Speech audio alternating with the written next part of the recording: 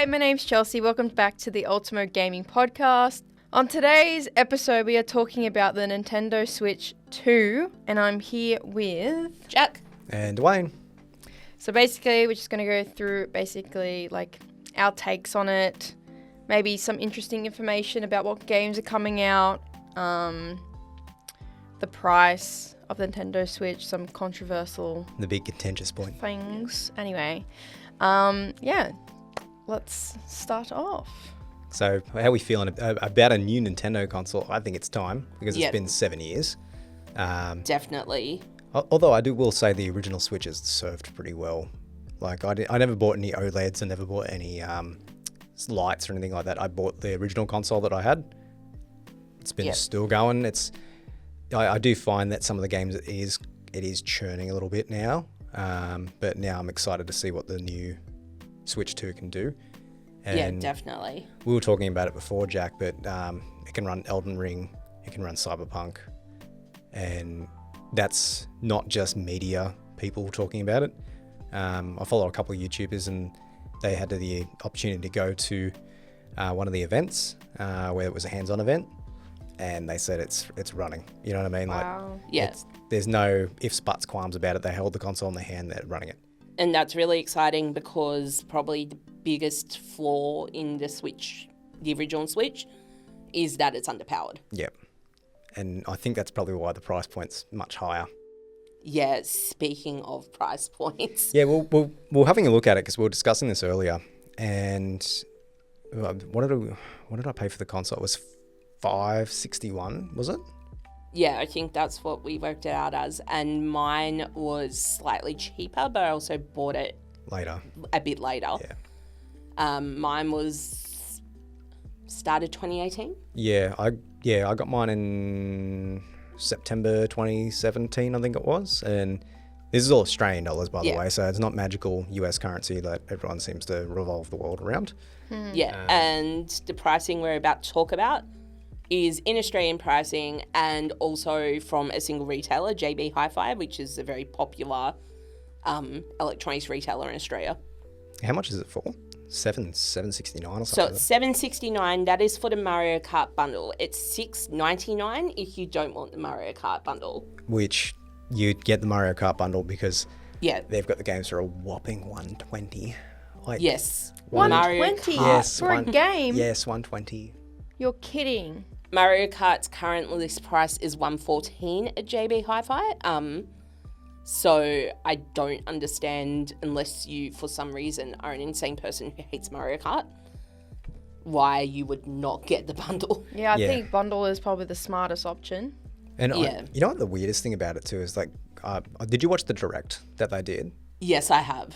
You didn't watch the direct, did you, Chels?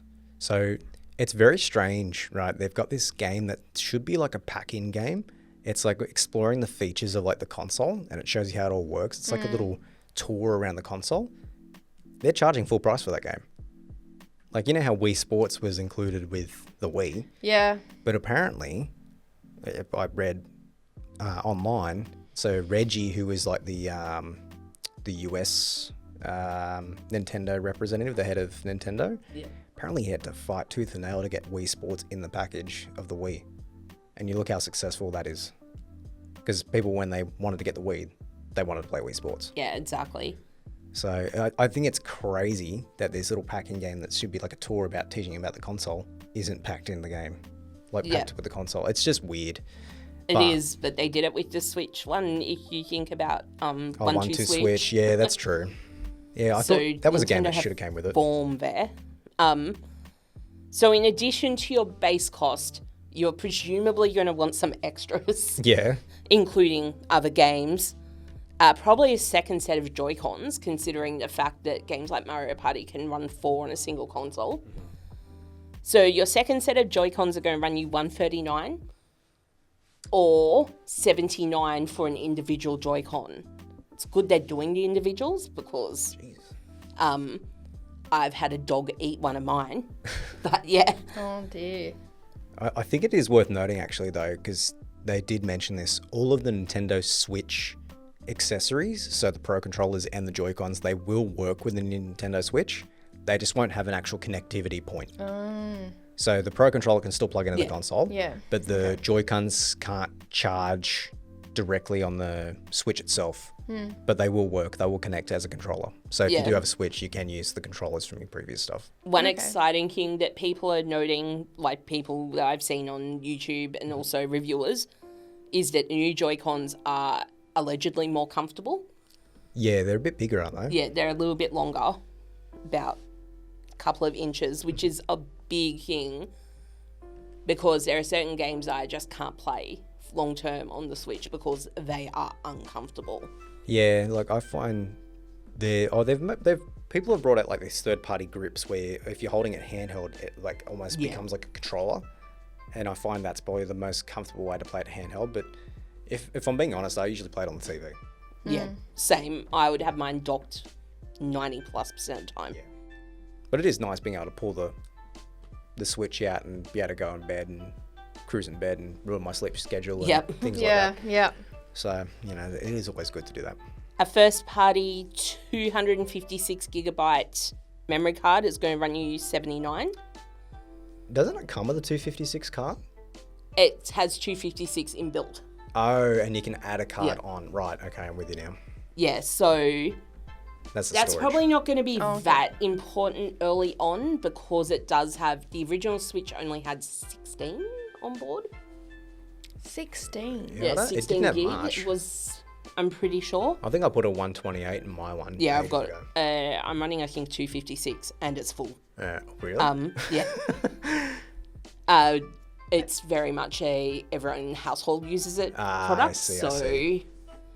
Yeah, it's being shared and it has everyone's gaming taste on it. Fair enough. And you also put a couple games down. And did you include the camera? Yes, the camera is 69. This is the first party one. Mm-hmm. There is going to be a very cool Piranha Plant one launching. Yeah. And that's going to be 49 AUD. That's what I mean. Like, who's not going to go for that one? Yeah, exactly. Why is that one cheaper than the other one? Who knows? Yeah. Seems sus. Yeah, I don't know, but it's an official Nintendo product, so I don't know. And the launch titles are running anywhere between 104 to 120. The vast majority of the new titles, so the ones that weren't previously released on other consoles, are that 120 bracket. And something like Legend of Zelda, Tears of the Kingdom is going to be 104. Yes, but it is worth noting that the Switch 2 is backwards compatible. And if you have the, like Breath of the Wild or you have Tears of the Kingdom on your current thing, because there's Nintendo Switch 2 editions of games. There's ones that are like full adding extra features like Mario Party Jamboree that's adding a whole bunch of stuff because it uses the camera for some of the games. You can get an upgrade price for these older titles, so you can get the benefits of them. So if you already have it, it's like a digital download, so it'll give you the extra features. Okay, that's cool. Yeah, I could only find US pricing for these, and they were $10 US. So we can I'd say probably about anticipate $18 to $25 as a rough which guideline. isn't too bad in the grand scheme of things, really. No, especially when these versions are going to have, in some cases, more content. One thing we should probably mention, and it's interesting because one of the launch titles is Civ 6, is that the Joy-Cons Civ have... 7, isn't it? 6, I'm pretty sure. Not entirely sure, though. I think it's Civ 7. I think it's the new one, the newest one. Like, and that's why I was I think I was like, what? Yeah, but... That barely runs on the PC. One of the functions of the new Joy-Cons is that they can function somewhat like a computer mouse. So they're definitely looking at that market. That was that's the other thing. Catering to a market who are more accustomed to PC gaming. Yeah, I'm not sure if you're aware of that, Chels, but you can pull the Joy-Con off and you can put it on the table and use it as a mouse. It's pretty cool. Like, that's the gimmick. How? Yeah, I think... Keyboard? They'll probably will bring a keyboard out. Probably. But I think that's probably one of the reasons that they chose Civ as a launch title. That makes sense. Is to demonstrate that capability that the Switch now has that it previously didn't. They do have that game that's like where it's like wheelchair basketball, where you use the two Joy-Cons and you actually move it around like you're in a wheelchair. I'm not sure what to think of that. It looks pretty dull, the game, like colour-wise, but it's... The mechanic's quite cool. It's a bit, yeah, but like I said, at that event, it was just all these people just going whoosh, whoosh, slapping the Joy-Cons on the table because they were like trying to like move their mouses around to kind of roll it around. But yeah, no, it is. There is a couple of titles though, apart from like the new Donkey Kong and Mario Kart. There is a lot of the titles coming to Switch 2 as well as the original Switch. So I know Pokemon Legends ZA, that's still coming out on the original Switch, but will be also have a Switch 2 version, which will have higher graphic, graphic fidelity and stuff like that. I think that is going to have to be the case for a while because I suspect that at this price point, a lot of people are going to hang on and see what happens, especially considering the current state of the world economy. Yes. It's also worth mentioning too, with the pricing for the States, their pre-orders got put on hold. Everyone was complaining about the price initially, which to be expected. And they were like, oh, it's got to be because of the tariffs. They've actually paused the pre-orders because they haven't accounted for the tariffs yet. Yep. So it's going to be dearer. Oh, shit. Yeah, so to give you some idea on pricing, so that fairly basic setup, which is the system itself, 3 games, including the bundled Mario Kart, your camera, a memory card, and an extra set of Joy-Cons is going to set you back $1,264. Jeez. Far out. How do you feel about that, Chels? Look, I'll be waiting. You'll be waiting? A bit. Uh-huh. For it. I'm not going to be in any rush. I'm hoping maybe around, I don't know whether they'd put it down at Christmas time because that's probably when they're going to make most not put it down at Christmas bang for time. their buck. Maybe next year I'll think about it. We were talking before, and one of our other podcast members, Stephanie, she said she was waiting for, there's probably a good chance they'll bring out a Pokemon version of the Switch. Yeah. So it wouldn't surprise me because they tend to do that. They did that with 3DSs. They did that with the Wii U. They did that with the Switches earlier on, where you could get a themed version. I remember there was Splatoon. Actually, there's probably a good point. There's no Splatoon 4 or anything like that. So it wouldn't surprise me if you'll start seeing like some of these mainstay titles that were on the Switch, like Animal Crossing. Yeah. Splatoon. I expect a Fire Emblem game to be there at some stage. Kirby's getting Air Ride, which is the new, like a remake of, or it's like a sequel to the GameCube copy. And then, like, I know they're pushing Donkey Kong at the moment, but there's a new Mario title coming at some stage. Absolutely.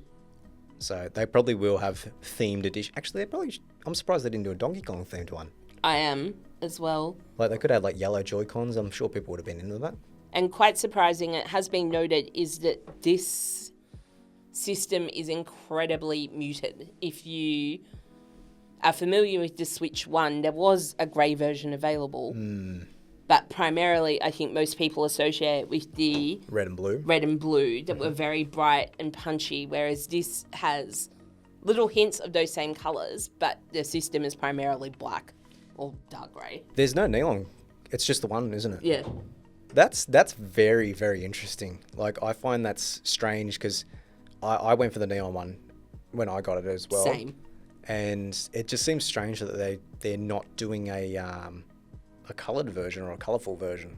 You do wonder who they're targeting at, whether they're looking to get more into the adult gaming market, whereas Nintendo has traditionally been seen as more family friendly. Yeah, maybe.